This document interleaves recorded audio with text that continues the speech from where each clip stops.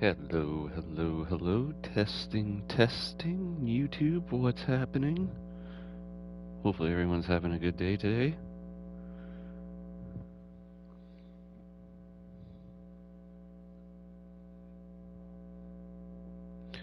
Welcome back to, I believe it is the final episode of Agatha Christie's The ABC Murders.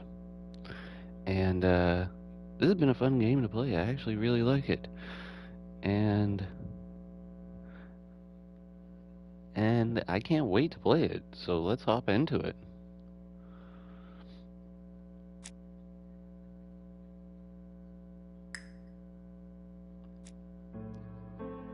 Okay.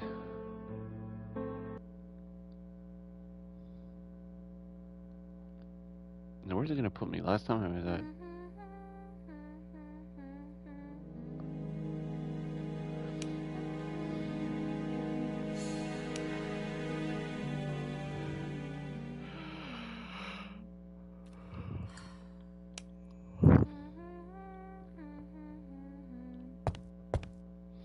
Oops.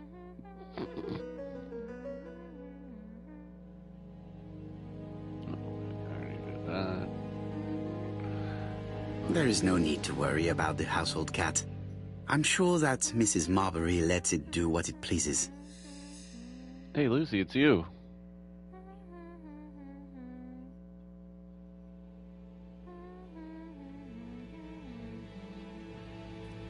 Mrs. Marbury is in a good mood.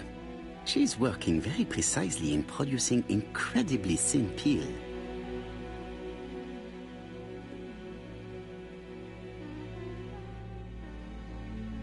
Mr. Custer's room is right there on the 3rd floor.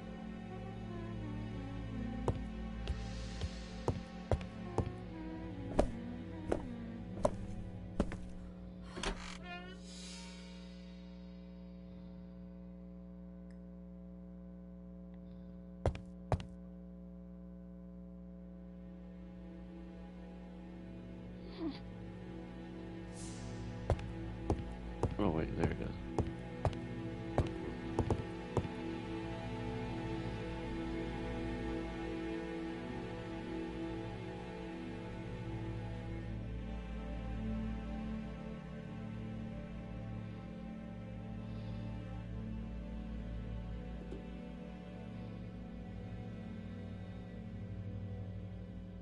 Laudanum Cameron's Chemists. Laudanum, a medicine for coughs. It is what Dr. Clark prescribed for Mrs. Asher. This subject would probably be useful to me.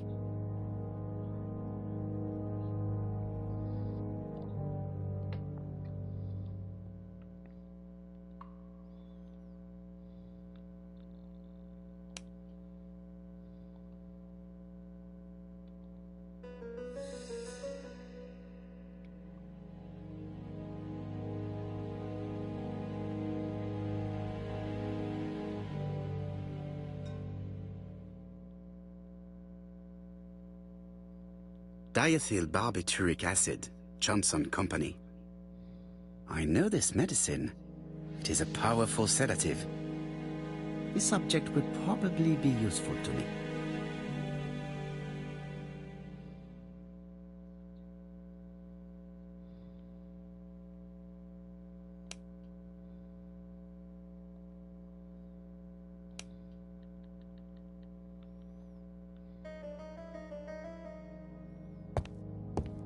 It is not the right time.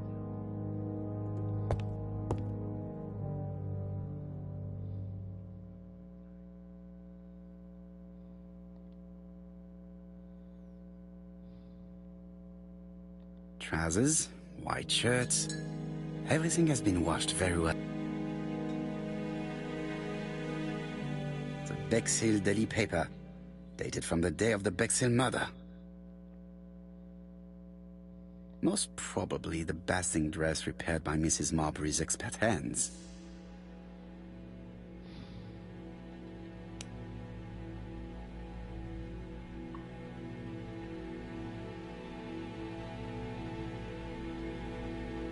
All the main articles referring to the ABC case are here, from the Churston murder onwards.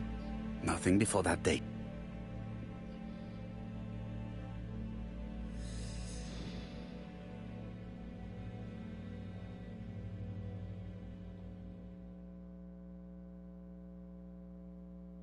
This dark stain. It could be blood, but goodness knows how long it has been.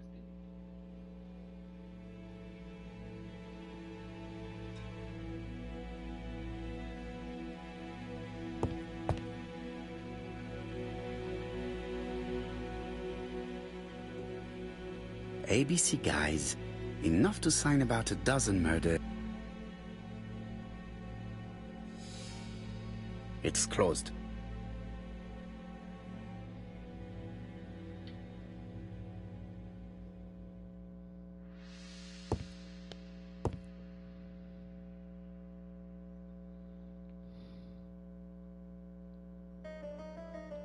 It's an ABC. Cast is parsimonious. He keeps his pencils and sharpens them until there is nothing left. It is clear that he did not grow up in luxury. I have to get the ribbon. How am I going to do it?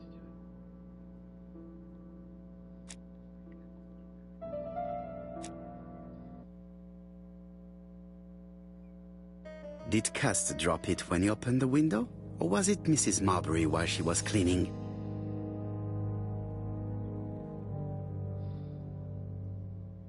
John Milligan, Managing Director, Silky Legs, Frederick Street, Leicester.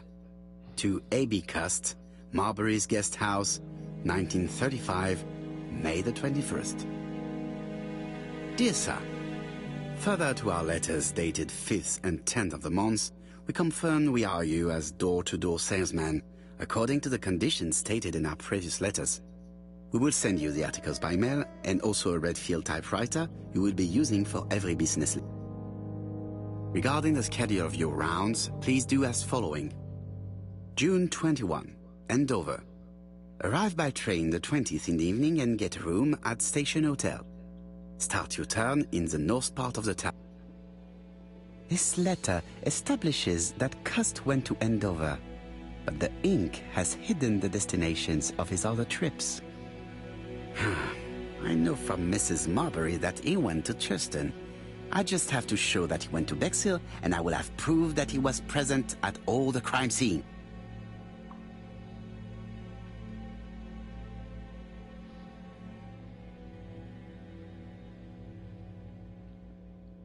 A long-bladed knife. A murderer's weapon. This object would probably be useful to me.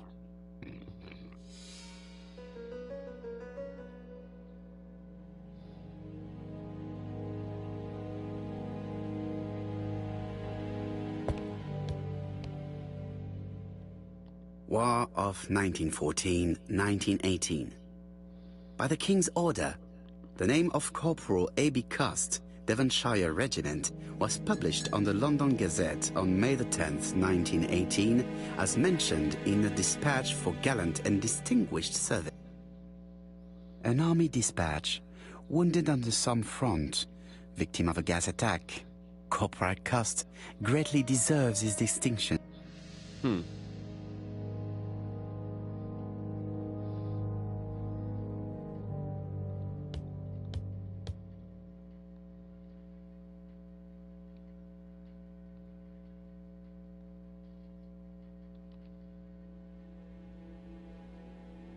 How hopeful.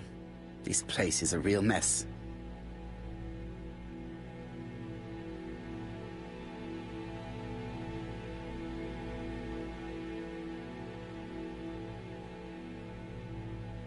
Probably doing things half-assed backwards, but whatever.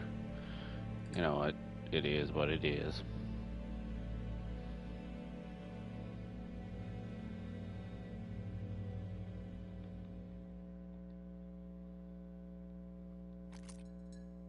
This knife is very useful.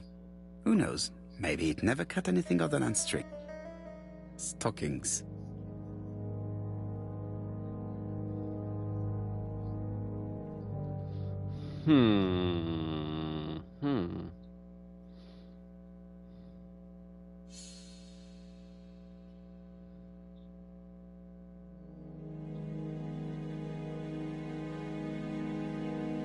Hmm.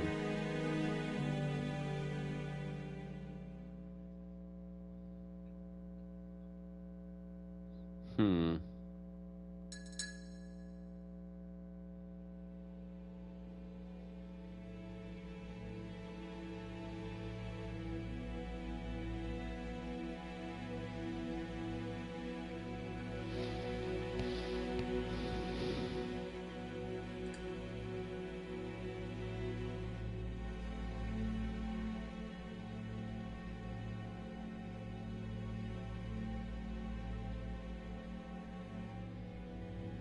I have to get the ribbon.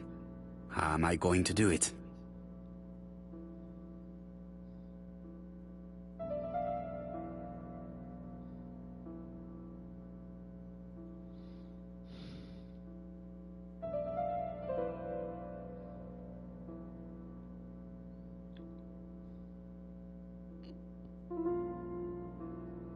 The ribbon is jammed.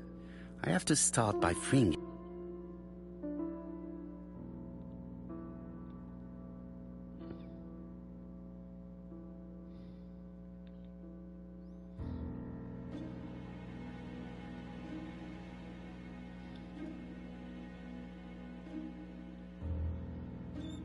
The left-hand heel has been removed.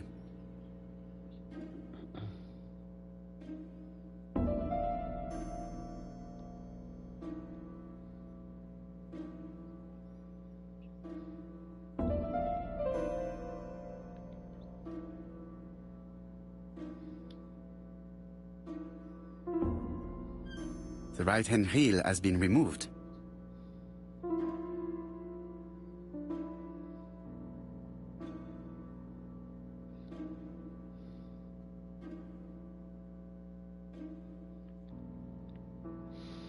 Hmm.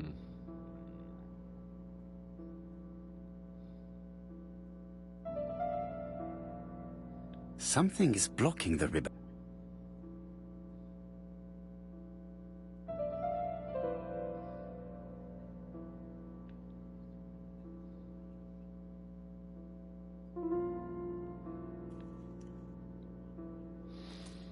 And here is the ribbon. Let us see if it was indeed used to write the letters sent by ABC.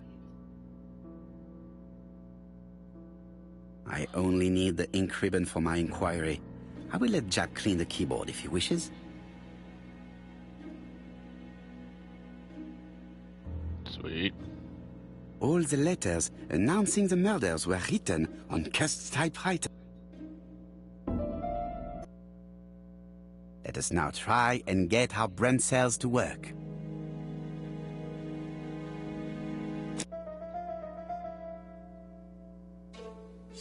Where was Cust at the time of the Bexhill customer?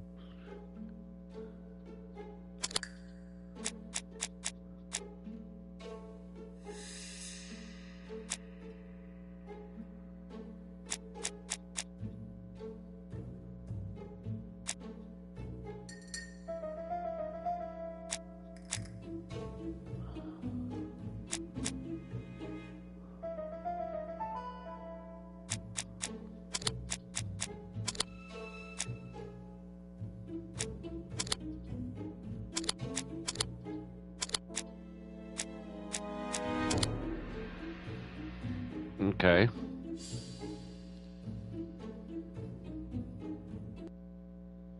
The register shows that Cust did not sleep at the guest house on the day of the murder. Where was he? Bexhill. The Bexhill paper reveals it. Cust bought this newspaper in Bexhill on July the 25th. No use continuing the inspection of this room. I've seen all there is to see.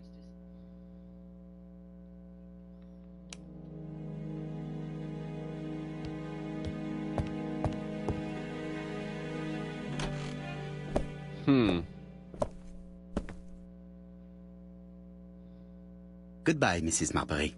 Thank you for your help. Bye. Ah, Chief Inspector. I was about to leave. Good evening, Chief Inspector. Welcome. Please excuse me, I must go to the kitchen. I'll leave the key of Mr. Cust on the counter.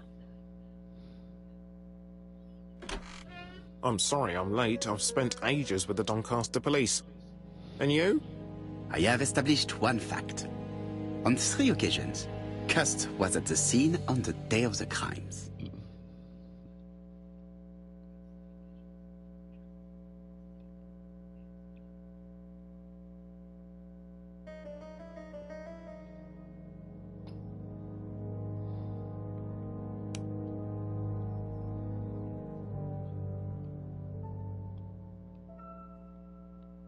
I had best talk to Jack. I've listened closely to what you have to say, Poirot. For me, there's no doubt Cust is guilty. Do you have any element that might prove the contrary? That is what we're going to look for.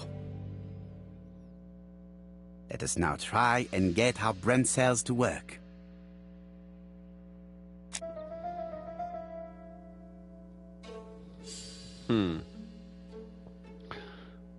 Was it possible for Cuss to have killed all 3 victims? Okay.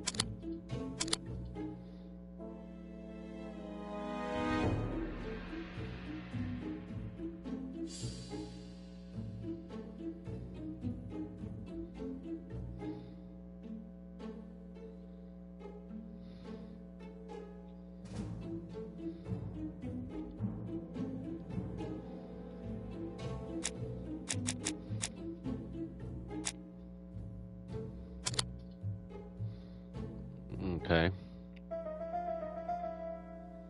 That's interesting. Are there any common points between Cuss and the killer?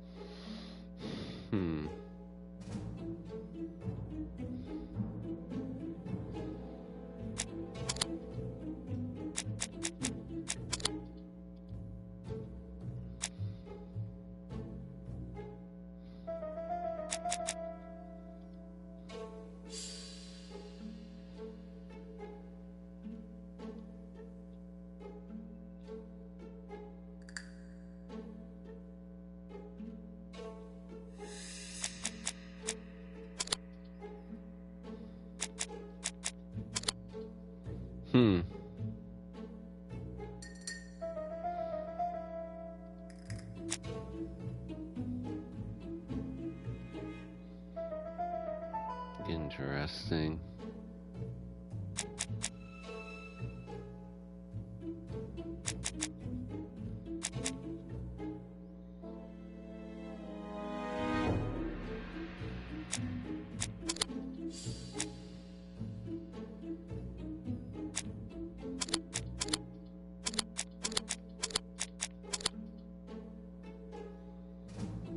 Guilty. Got him. The evidence against Cust is overwhelming. His presence at the scenes, the knife, the blood-stained shirt, the ABCs in a box. C'est vrai. However, the blood Mrs. Marbury saw on Cust's shirt may have been his own. According to his medical records, he suffers from hemoptysis. The murderer cut Sir Carmichael's throat from behind, and the blood spurted outwards. You would expect the murderer's shirt to be stained on the sleeves, not on the buttonholes, yet we see quite the opposite. You would expect the murderer to keep the newspaper articles about his crimes. But Cust's collection starts in Cheston, as if it discovered the case rather late. I agree it's troubling, but it doesn't change my mind. There's small details that we should be able to clear up by questioning Cust. When can we talk to him? Doncaster is sending him to us on the first train. Are they questioning him already? He says he can't remember a thing. It's plausible. Doctors say he suffers from absences and amnesia. Mrs. Marbury has confirmed this. He may have done the murders in an altered state. A familiar situation. It's not enough to clear his name. Dr. Thompson insisted that even if you don't know what you're doing, you never commit a murder without wanting to. Très intéressant. I shall remember that. Right.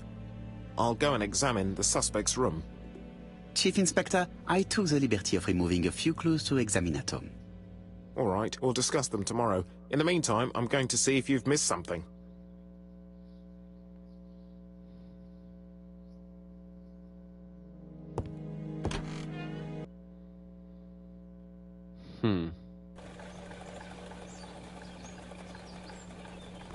I've been going past this modest guest house for so long.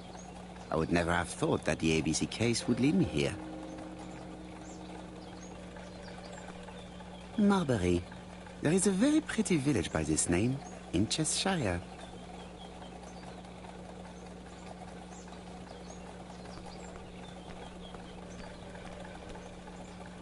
To Scotland Yard, please.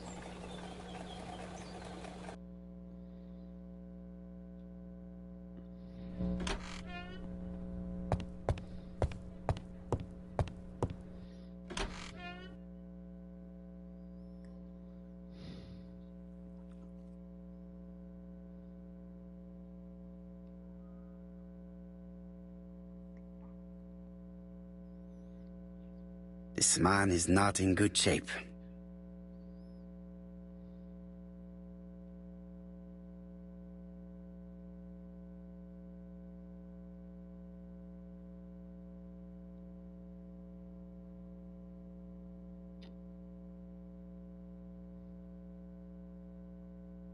He is worried and very tired, and other police have been hard on him.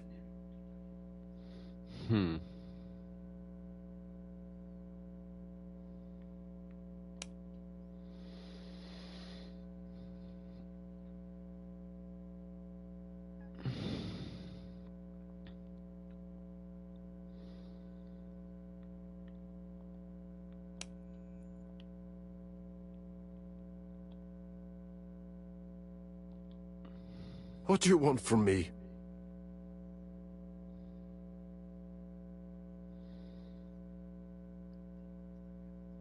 Good day, Mr. Cust. I am Hercule Poirot. Ah, you're the detective.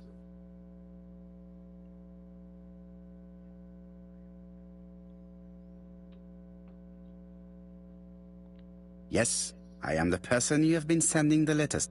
I didn't write these letters. I've already said so.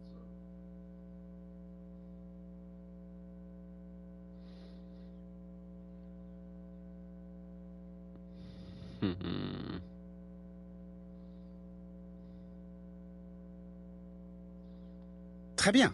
You did not hide these letters. But the question remains, who did? Probably one of my enemies. I have many.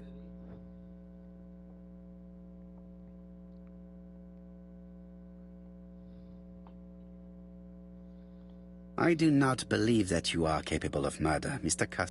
I hope not.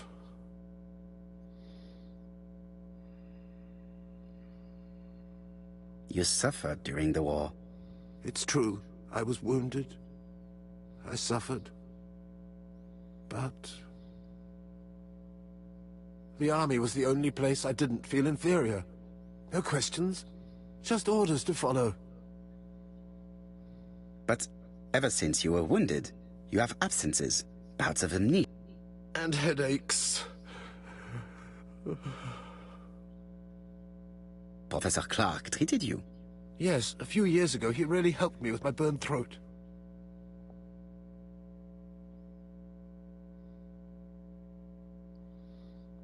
Of course, you never considered killing a doctor who took such good care of you. No. No, never.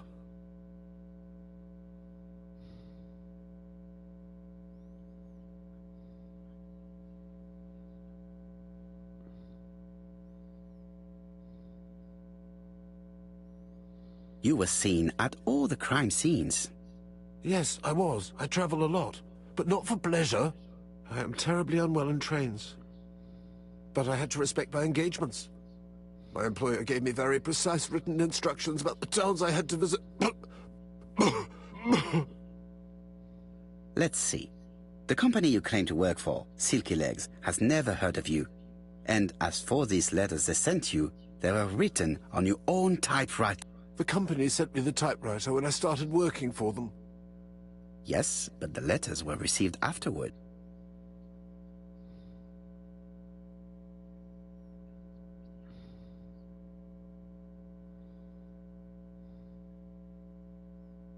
I'd have to say the first one.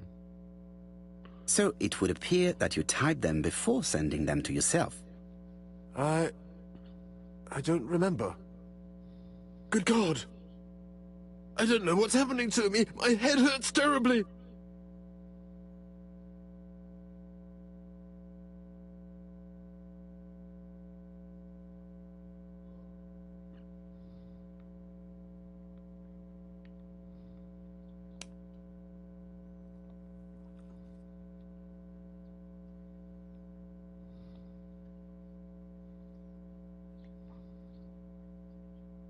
He is in no state to reply.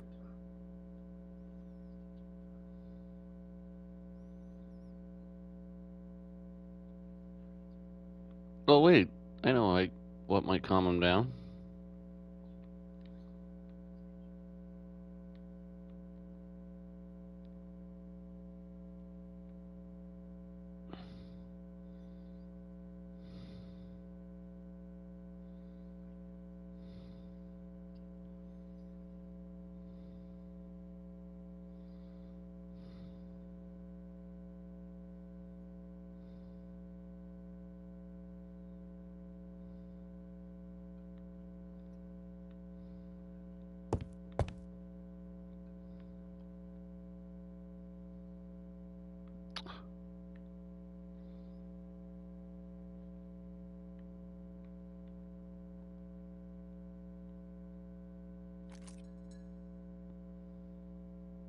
Take this.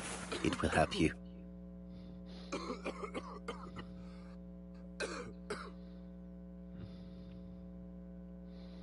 Get him drugged up. Oh, I think I'll be fine.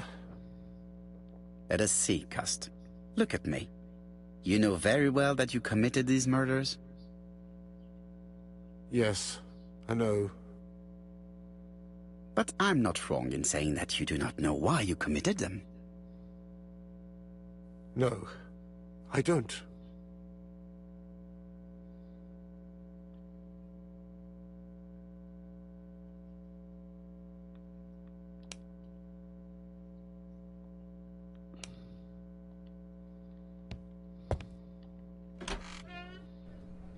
And what conclusions have you drawn? Plenty. It might help us to understand him a little better. Red Cross. Let us now try and get our brain cells to work. What the hell? What do we know about Cust's health?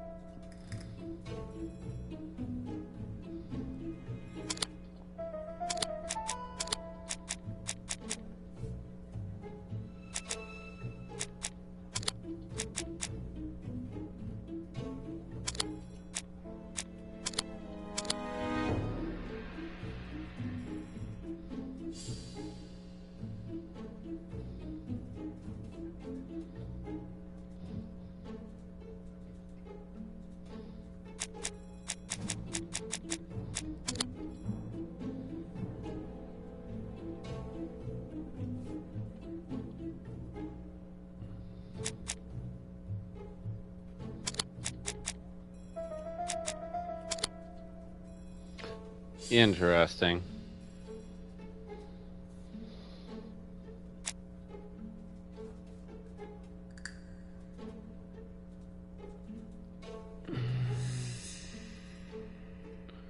Well, he says he didn't write the letters.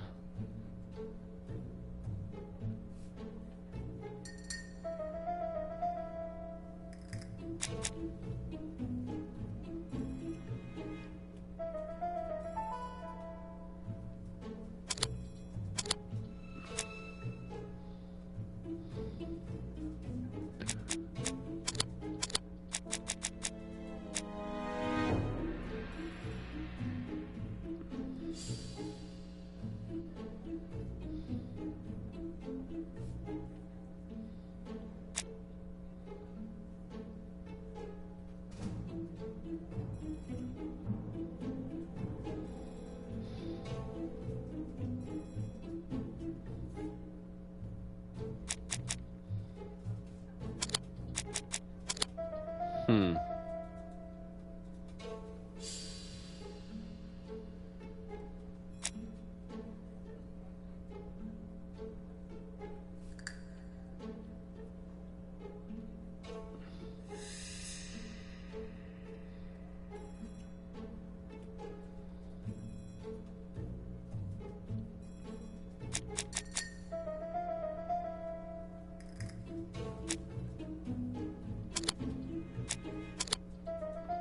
Okay. That supports it.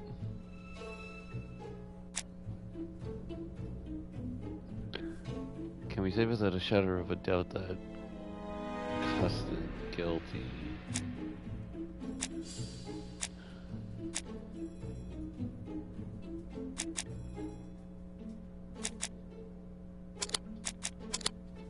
I'd have to say those two. Not guilty. I don't see any clearer than before. This is worse. There is one point to highlight. C'est curieux. Cust admits that he killed, but he does not know why. What did Dr. Thompson say? Even if Cust killed while in an altered state, it still must have been his deepest desire. He must have had a motive. Let's keep it simple. Never mind his motive. He confessed. But you see, he can confess to anything and everything. He denied the murders and then confessed to them. He confirmed that he never typed the letters. Then, with great ease, I managed to get him say quite the opposite. Come on, he behaved like a guilty man. He lied to his landlady. Because deep down he believes himself guilty. From the papers, he noticed that he had always been at the scene of the crimes. He must think that he killed and then simply forgot what he had done. How can you be so sure? Let us look at his psychological profile. You will understand my point of view. Let us now try and get our brain cells to work. Oh boy. This is gonna be fun. Okay. Is Cust clever? Indeed. Let us look at this murder, if you please. You will see that the murderer carried it out to perfection. Cust had blood on him.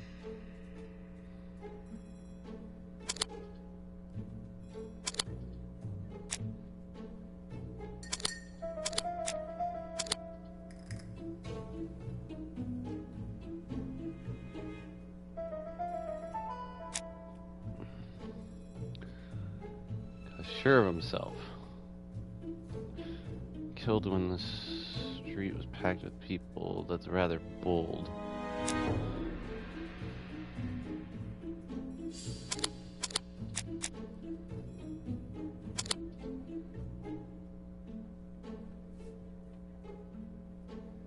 Huh.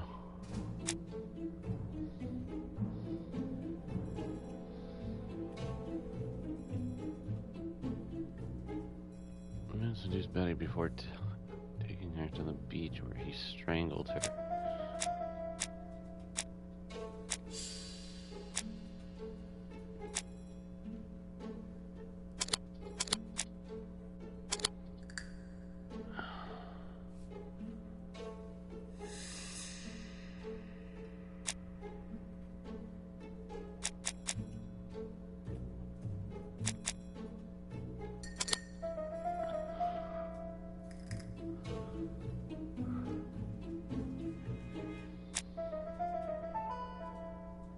Killer is methodical and prepares his crime meticulously. He never forgets to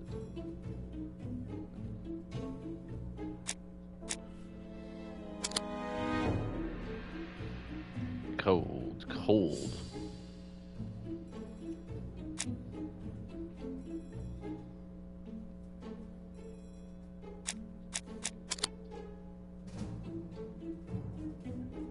What happens if I answer the other one? You see? Cust's character is quite the opposite of the murderer's. But if he's a madman, can we really talk about his character? You know very well that our murderer does not behave like a psychopath. Apart from the signature, there is no ritual or repetition in the choice of victims. Very well, you're right as always. So we have no confession, no culprit, no suspects, nothing. And all that after 2 months of inquiry? What should I do? Have faith. Just give me 24 hours. Look how sure of himself he is.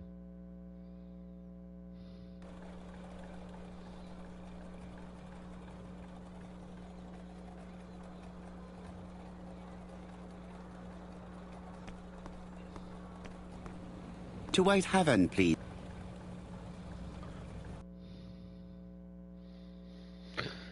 Fun times. Good times. Cust's arrest is a great success for you, Poirot. It's all clear now, except maybe 1 or 2 details. Details. Ah, mon ami. The devil is in the detail, as we say. Excuse me? Patience, Hastings. Everything will be clear once our guests arrive. Best be prepared. Slip a revolver into your pocket before they do. A revolver? But Poirot, what are you afraid of? Trust me.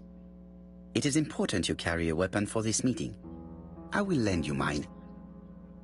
What about telling me what you have in mind? Surtout pas. You wouldn't be able to play your role. Wait one moment, I will bring you my weapon.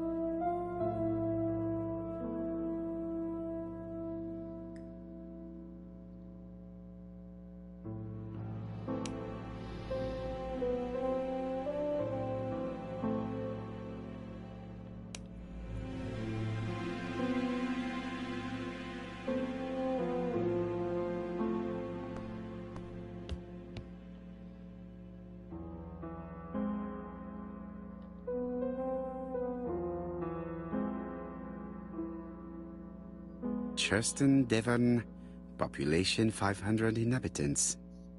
Hourly of trains. London, Churston. Trains of evening.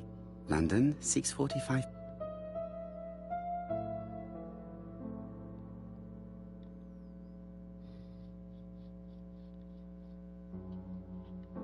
Hastings' photo album. He is very proud of his bag.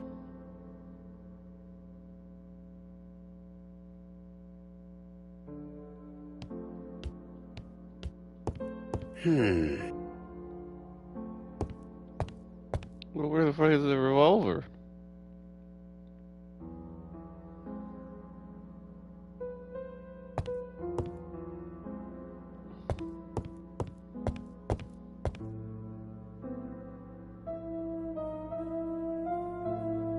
Daily Flicker, September the 11th, 1935. ABC affair, Terminus Doncaster. Jap and Poirot arrest the killer. A.B. Cost is the name of the alphabet murderer. The police have arrested him in a hotel in Doncaster. He was preparing to kill his fourth victim, Mr. Dick Dudley Dunbar, the establishment manager. Dick Mr. Dudley. Dunbar owes his life to the miraculous intervention of Inspector Chap of Scotland Yard and Detective Big Hercule Dick Poirot. Dudley. Anyways. The Lancet, September 11th, 1935. General Medical Journal. Why? The alphabet murderer Why? is not psychotic, according to Professor Thompson. In an early issue, we claimed that the alphabet murderer was not psychotic. Our assertion has just been confirmed by Professor Thompson, a Scotland Yard expert, who has spoken to the prisoner at great length. Not all obsessional killers are psychotic, he explained. It is true that Kirst has a disturbed personality and memory disorder. But his amnesia, whether real or pretended, does not alter the fact that he was perfectly lucid at the time of his acts. Therefore, he will not escape punishment.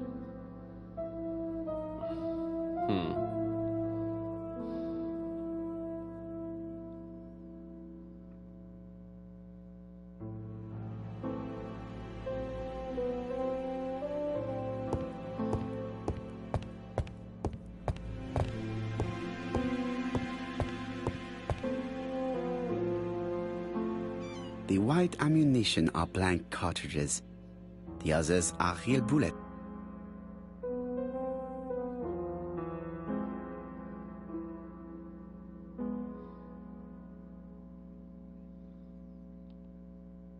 The revolver is loaded with real bullets.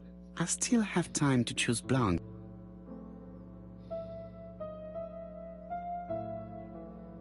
The revolver is loaded with blanks. I still have time to choose real bullets.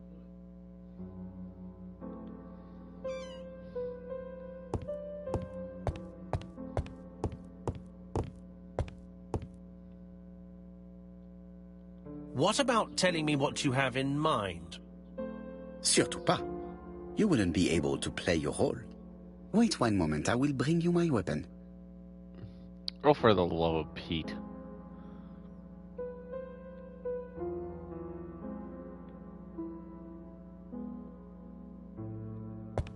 Ugh. Sometimes this game.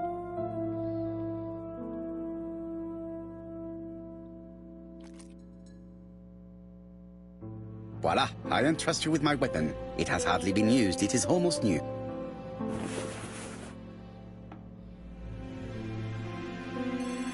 Gandhi mustache.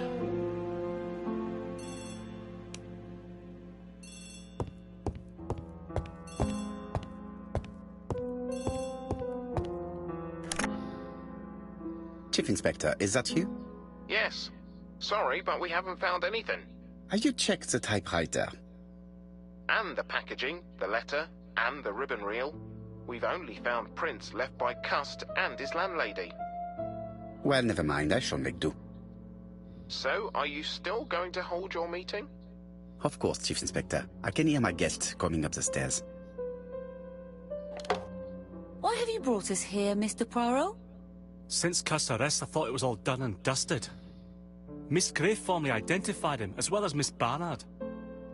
Yes, and the stockings he saw drove the same brand as the ones found at my aunt's.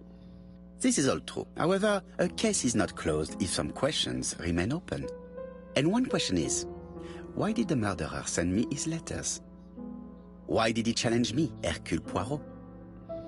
Perhaps he wanted to play with you, to taunt you. Xenophobia? Maybe he didn't like you because you're foreign. I may be wrong, but maybe Because by he's French and he's provoking you, living he was in looking London? for glory. All these theories should be studied. Let us now try and get our brain cells to work. Why did the murderer make a mistake in the address? Oh my god.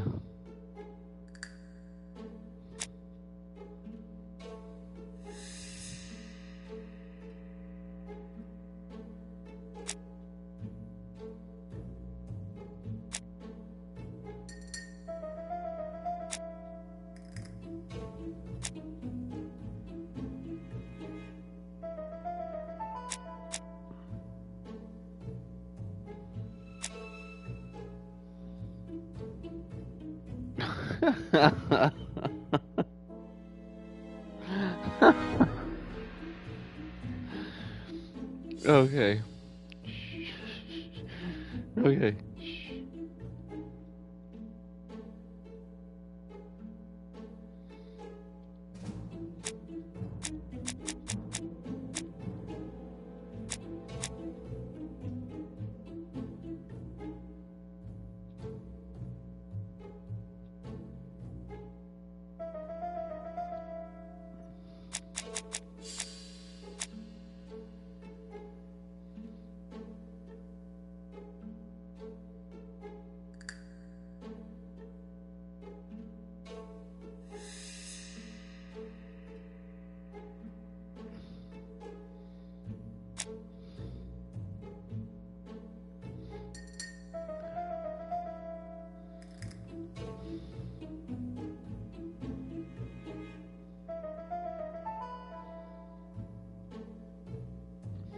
Oh my god, that's hilarious.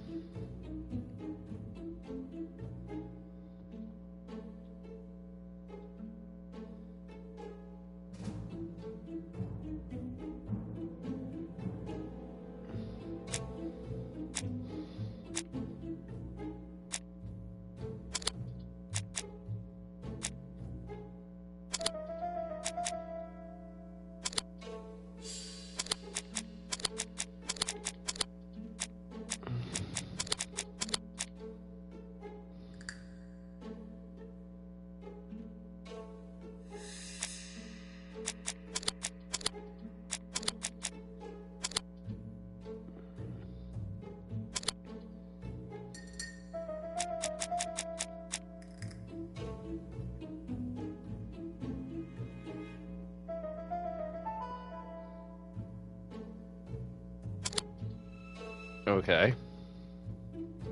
So it fixes that one. Why did the killer send the letters?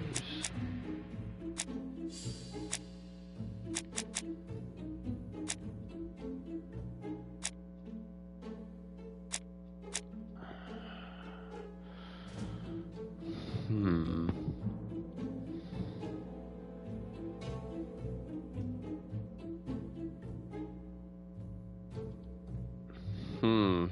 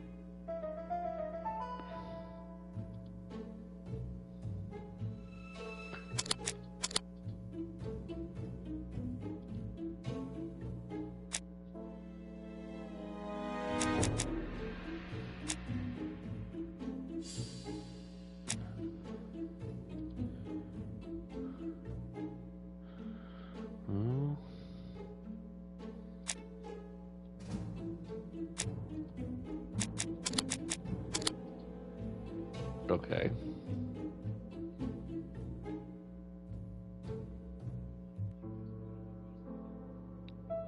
Is everything Okay. clear now? You might like to explain your reasoning again. Of course. First of all, remember that the murderer made it a rule to always post his letter before the murder. He never digressed from that rule. However, in Churston, he encountered a problem. The village has only 500 inhabitants. With advance warning, it would be easy to arrest him. Therefore, the murderer delayed his letters deliberately with the wrong address. The plan wouldn't have worked if he'd sent it to Scotland Yard or the papers, because everybody knows their addresses. The mistake would have been corrected and the letter would have been on time. That is why the murderer chose me as the recipient. Because for his plan to succeed, it was necessary for at least one of the letters to have a wrong address and get lost. It was very cunning. Absolument. It is a very subtle plan. It matches the profile we have drawn up of him perfectly. That of an intelligent, daring and calculating murderer. But that's not how you describe Cust. You are quite right, mademoiselle. Like you, I find it hard to believe that this dull character is the clever murderer we are looking for. Do madmen... I mean, if he's mad, he might have two very different sides. No doubt. But the murderer is not mad. All the specialists agree that he does not have the profile of a psychopath. But if Cust is not guilty, how do you explain his presence at the scene of the crimes? Mr. Clark, the answer to your question is in the medical records of your brother's patients. Documents which Cust most certainly did not have access to. Let us now try and get our brain cells to work.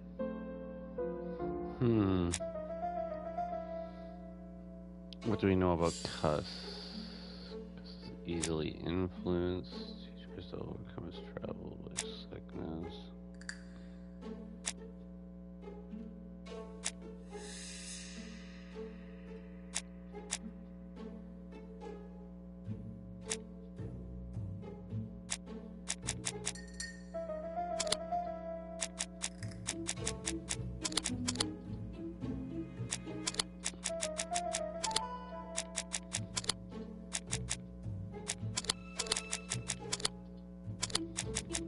That would be my biggest one.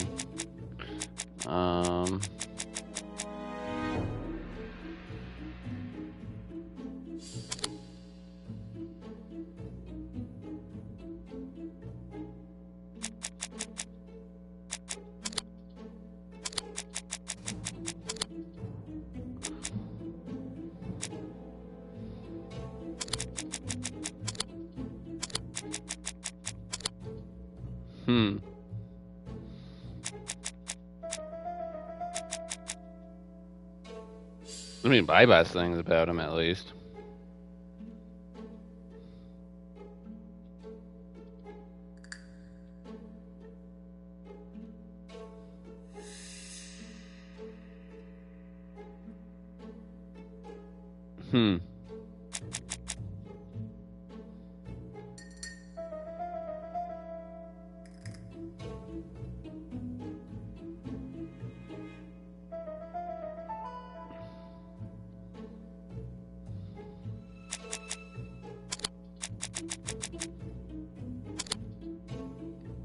Makes sense. Doesn't really give me a profile about him, but whatever. How to explain Cuss' presence at the scene of the crime.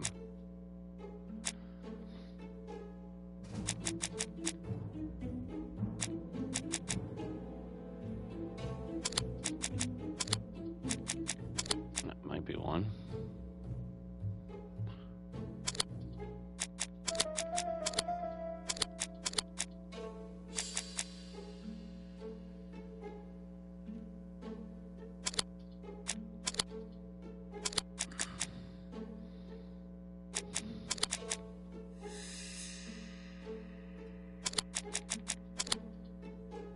That makes more sense. Cuss was manipulated. The killer made him go to the town so as to hide his tracks. Ah. Dr. Interesting. Clark's patients' records provided a very useful list of potential victims, sorted by alphabetical order.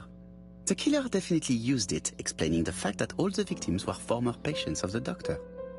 It is this fact that clears Cust once and for all, because he never had access to these records. So how did he happen to be at the scene of the crimes? Either the murderer sent him there, or Cust was following him closely. Cust's highly suggestible nature leads us to the second hypothesis.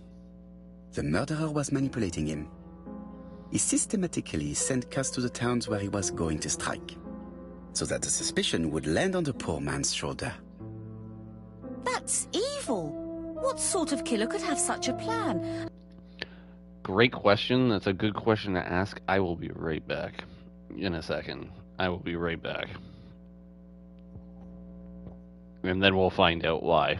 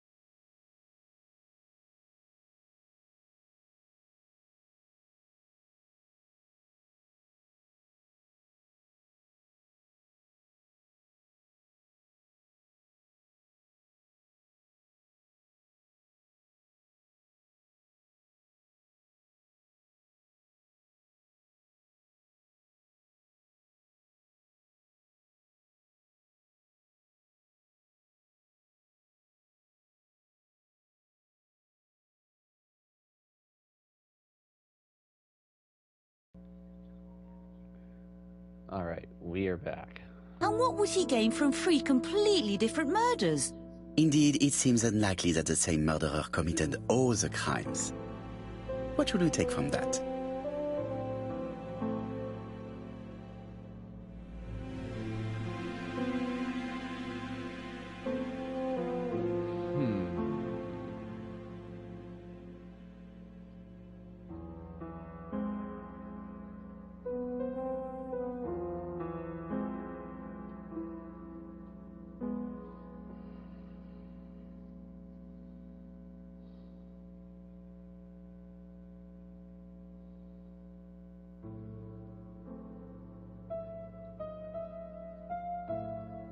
There is not one murderer, but 3 accomplices, who all use the same scenario.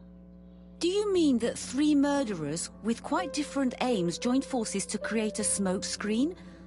Here's another question. Is it still necessary to find a motive for each crime? And the one in Andover poses problem. Why was poor Mrs. Asher killed? Indeed. It would be best to forget the theory.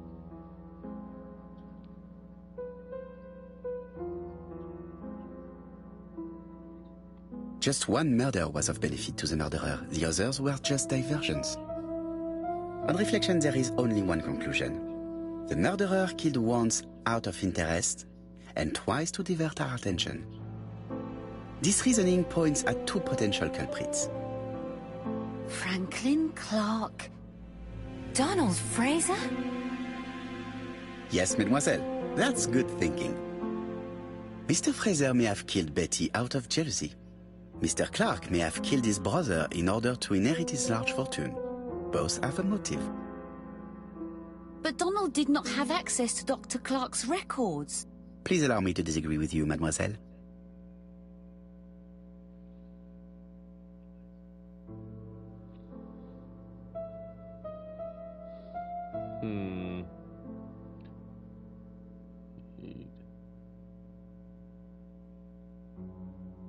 He works for Court and Brunskill, one of whose clients was Sir Carmichael. It doesn't prove that I went to Comeside. You could have done it, and you may have used the opportunity to take a look at Sir Carmichael's records. You think I'm guilty? You or Mr. Franklin Clark? That's ridiculous. Both of you have a motive. The question is, which of you has the profile that most resembles the murderer? Let us now try and get our brain cells to work.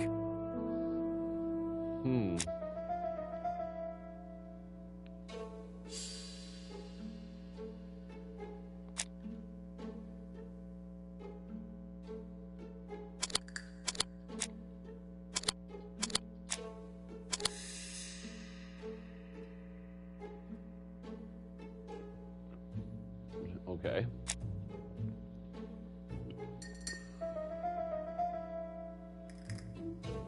Kill when the street was packed with people. That's rather bold, self-confident. Megyn Kelly really liked Donald Fraser.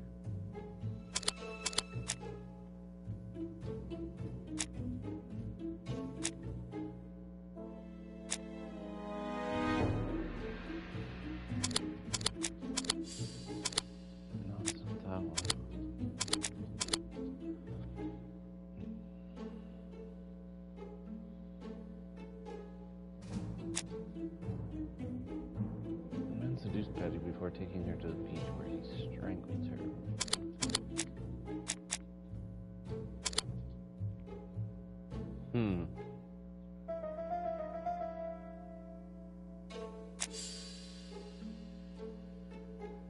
Does Donald like trains? There we go.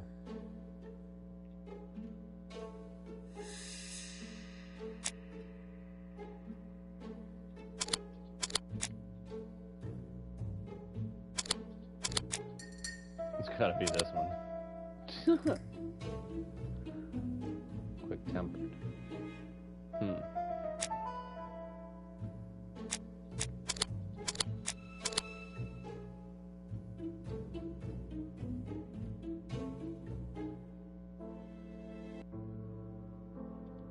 Ladies and gentlemen, Donald may share many character traits with the murderer, but he does not have his cold indifference. He has a temper. It is hard to imagine him planning anything. Also, jealousy is his motive, and crimes of passion are rarely planned. Right, I suppose it's my turn to be subjected to the same scrutiny. Absolument, Mr. Clark. Let us now try and get our brain cells to work.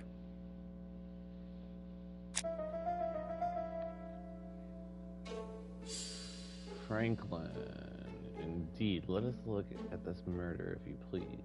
You'll see that the murderer carried it out to perfection.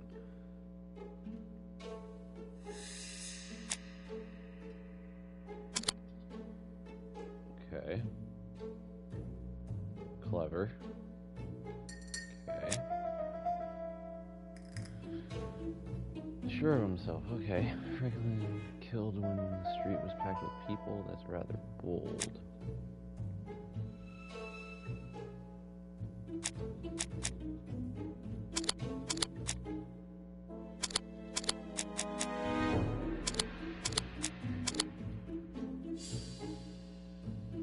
Self-confident. Ah, okay. Seeing this. It's Franklin, a seducer.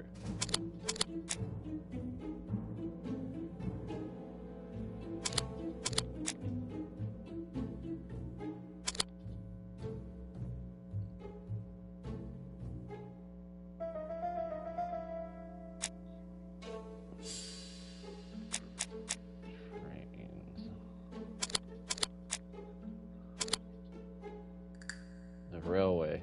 Ah.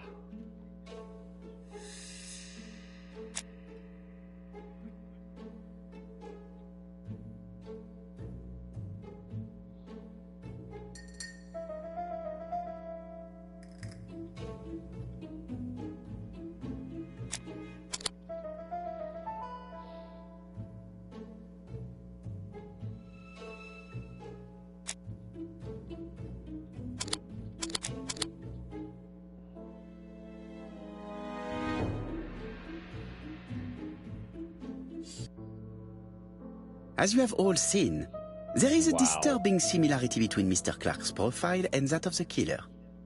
In actual fact, it is exactly the same. Mr. Poirot, your psychological studies are interesting, but your conclusions do not add up. Why would I have wished my brother's death? The inheritance is lawfully mine. I just have to wait. No, you had to act quickly.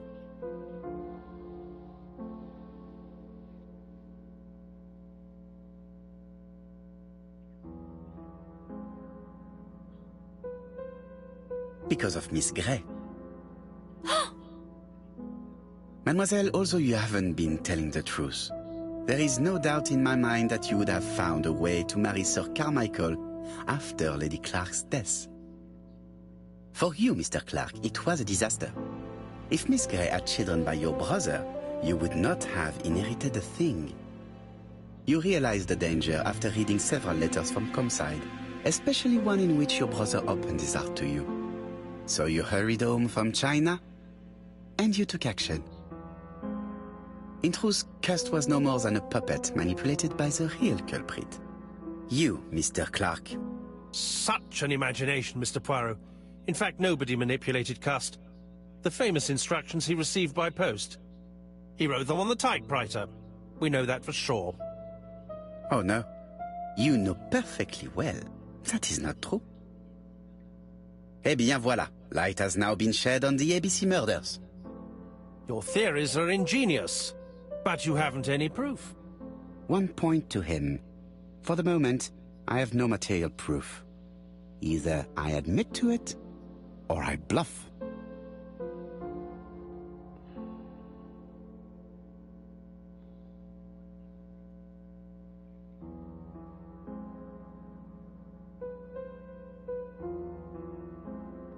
One thing proves it. The prints you left on Cust's typewriter. Enough. Oh, of course you wiped the typewriter before sending it. But not carefully enough. Scotland Yard has found your print along with those of Cust. This is the one that we're going for. I understand why you never wanted to lend me your new typewriter. And while you were searching through your brother's things?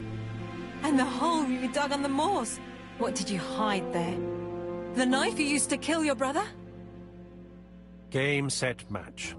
You win, Mr. Poirot. But it was worth trying.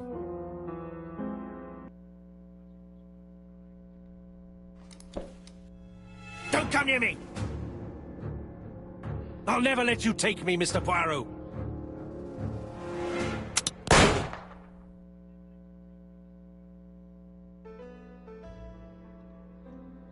I'm sorry, Mr. Clark. There is no easy death for you. I expected your reaction, so I used blanks. I'm sorry, mademoiselle, but your second chance has been lost. Franklin Clark will never inherit his brother's fortune.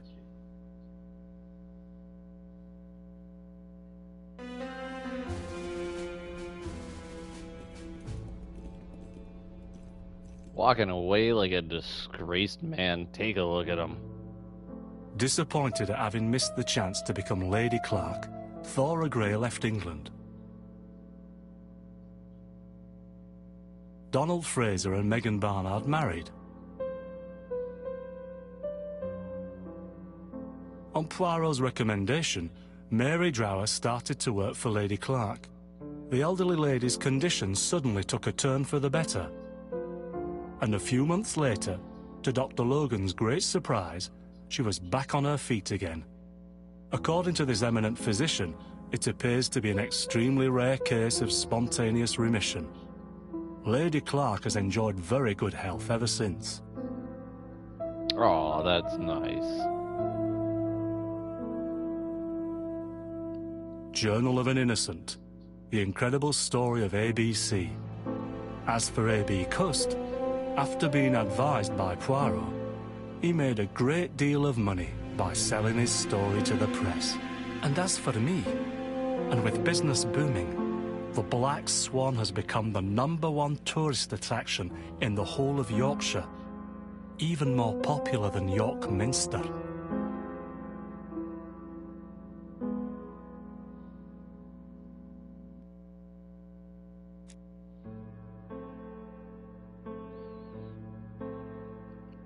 Well, that was good. Now we'll just let the credits play out, and yeah, I'll say my goodbyes afterwards. Tomorrow we got a pretty good game going on tomorrow. I'll talk about that more in a little bit. But I will be back.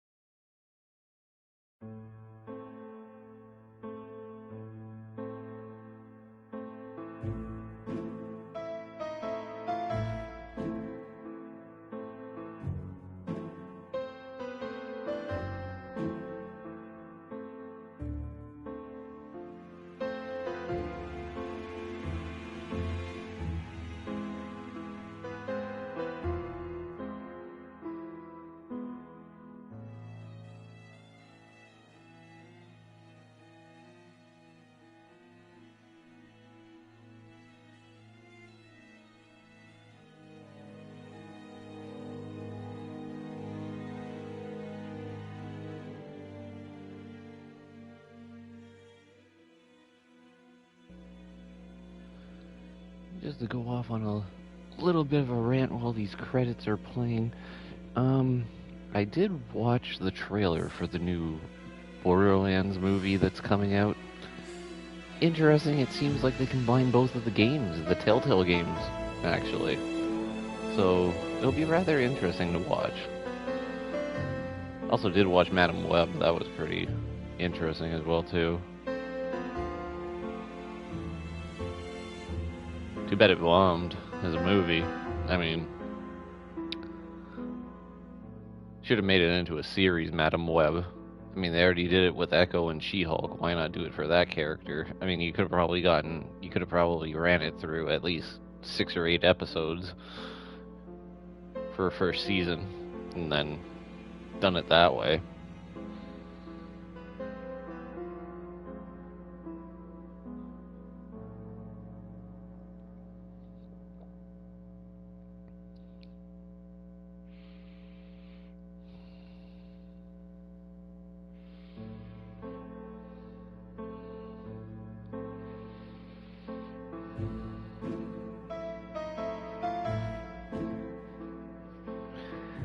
But I cannot wait for tomorrow's game. I got a good game tomorrow that I got, and that's gonna be a fun one. It's gonna be a 2D game. I'm debating downloading another 2D game actually, because that looks pretty fun. After playing Punch Club, that game was tremendously fun. Some 2D games are actually pretty fun.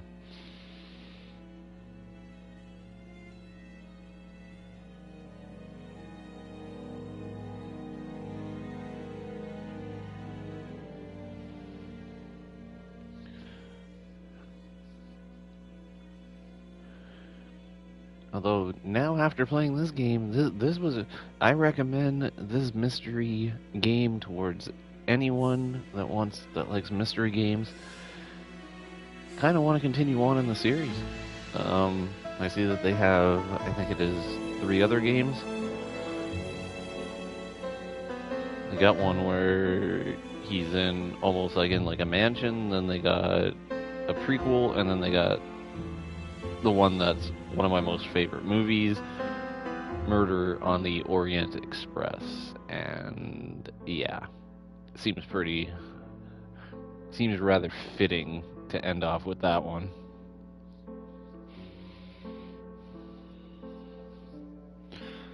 So who knows? Maybe I'll get around to playing the rest of the ones by this company.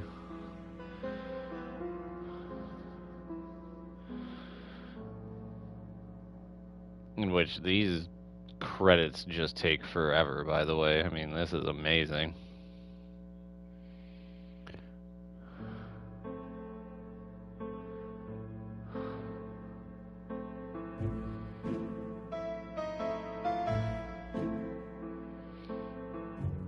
These are all the people that tested the game, too, that they're mentioning.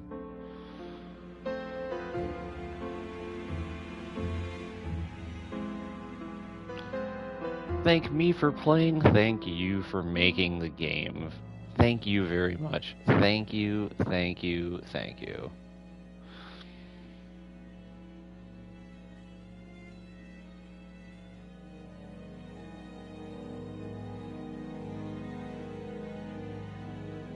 Just when you think it's over.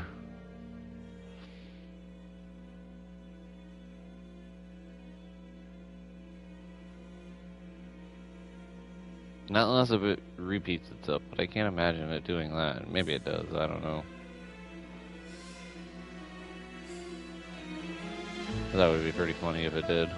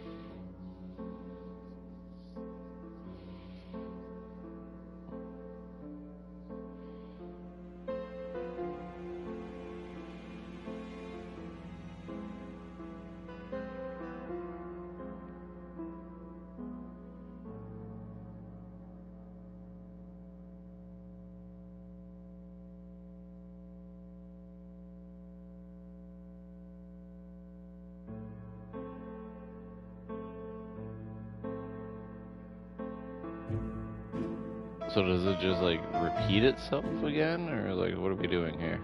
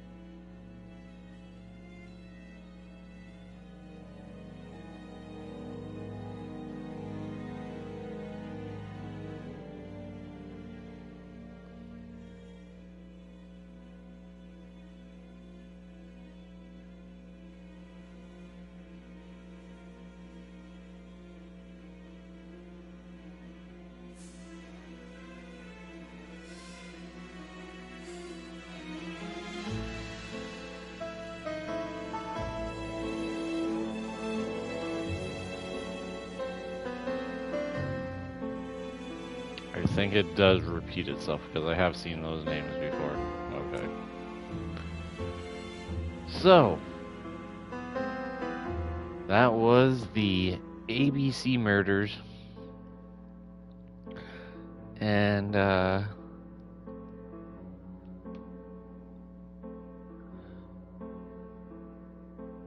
yeah. Thanks for anyone who came out to watch these. I just want to say HLB, live it every day. Lucy, you're amazing. And I'll see you guys tomorrow for the next game. Peace out.